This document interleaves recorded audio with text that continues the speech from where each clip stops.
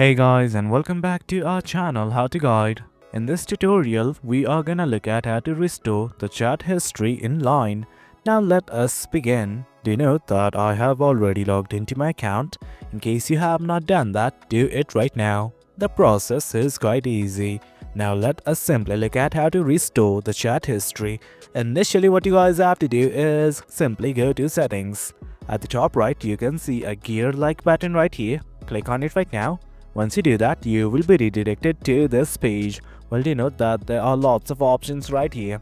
But right now, all you guys need to do is focus on this thing right here called as Backup and Transfer.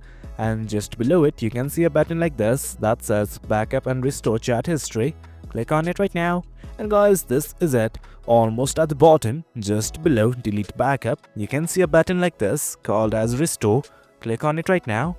And guys, that is it. As you can see, that's how we restore chat history in Line. But do note that in order to restore chat history, initially you should have backed it up. Well guys, that is it.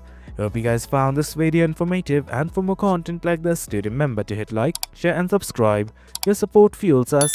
Until next time, thank you.